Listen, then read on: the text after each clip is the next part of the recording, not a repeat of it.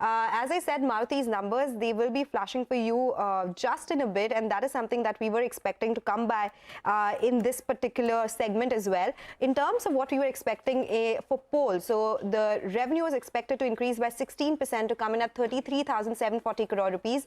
EBITDA was expected to be up 40% to come in at 3,980 crore rupees. And we have the margin picture. This time around expected to improve by 200 basis points to come in at 11.8% versus 9.8% that the company had reported earlier, and profits were expected to come in higher by 30% to come in at 3,050 crore rupees. So it has just hit the exchanges, and we'll be getting the profit number in a bit. But volume growth in terms of growth was expected to be around 8% on a YY basis. And if we look at the UVs, that is this particular segment, that would have driven the growth. There it is. We have the net profit which is coming at 3,130 crore rupees, which compares with a Pole of 3,050 crore rupees. So it's a wee bit higher than around 80 crore rupees higher than what the Pole was suggesting. And we'll get in Sonia as well in just a bit to tell us what these numbers are looking like. For now, revenues as well, a mild miss there actually of around 400 crore rupees, but profits are higher by 80 crore rupees if we compare it with the Pole.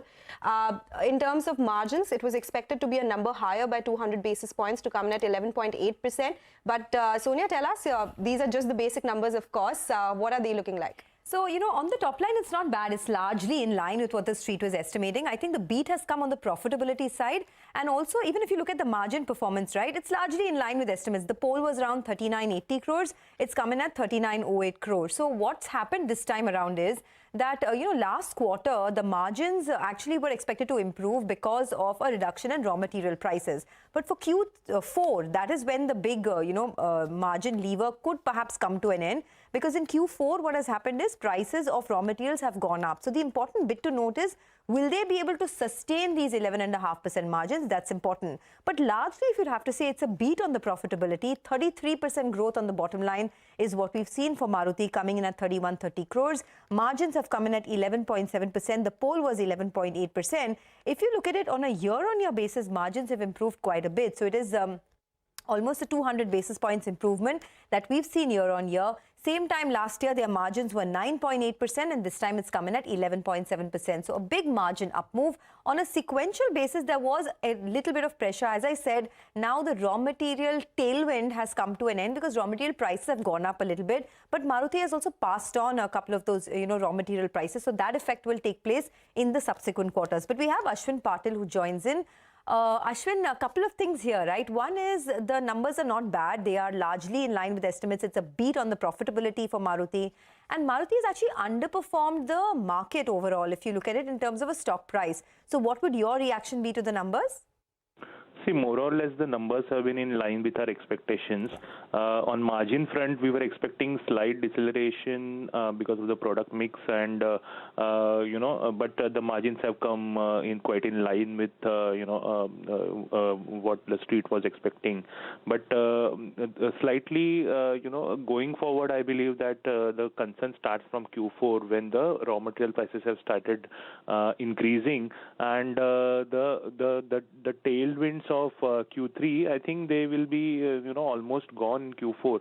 So the numbers or the full year numbers need to be seen. And yes, the underperformance of the stock has been there because it is almost fully valued. The valuations are quite pricey at at close to about 28-30x on FY26. So I think that definitely the market has priced in, and accordingly the stock has been behaving in a subdued kind of a neutral zone. So I think going forward also, today the stock has gone up on the results by about a couple of percent. But going forward, I think the stock will again, see a moderation over these levels. So nothing great as such from the numbers, but yes, they were slightly better than the expectations of the street. Okay, so nothing great in the numbers, no positive or negative surprise, largely in line with estimates. Revenue growth has come in at 15%. I think the problem is, the small car segment, right? That has been under pressure, the entry-level models. So entry-level models, if you look at it, the decline in volumes has been 48%. Of course, it's compensated by the big growth that we've seen in the SUV segment. UV growth was 60% this time around. All right, so no margin pressures from these levels. Got it. Ashwin, the management conference call will be at 3:30 today, so we'll get to know more about, their volume guidance, etc. But they have spoken about single-digit growth in the overall industry, purely because the entry-level segment has not gone up.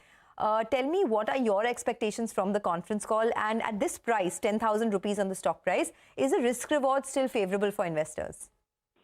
See, during the conference call, definitely we are expecting some kind of volume guidance going forward in FY25 because, FY24 also the growth has been stable, we would say. But going forward, are there any new model launches which would trigger the volume growth going forward? That will be our, query. And secondly, the outlook on the entry level, of course, the SUVs are going strong, but the entry level is pulling down on the volume front. So that is, we need to seek some outlook on that. And secondly, the impact of the raw material prices, which may be going up further going forward. So the impact on the margins, whether they will be stable or not going forward, or there will be an increase or decrease, we need to seek that. And secondly, at these price levels, I think the stock is almost fairly priced. I mean, hardly 5% kind of increase we may see from these levels. So, we are maintaining a neutral stance on the stock. All right. Thank you, Ashwin, Himanshu and Sonia for joining us and taking us through Maruti's numbers. The stock has come up from the highs, but the numbers absolutely in line with estimates. We'll slip into a break now. On the other side, Vijay Banka, the MD of Dwarikesh Sugar Industries, will be with us to discuss their quarterly earnings. Stay tuned.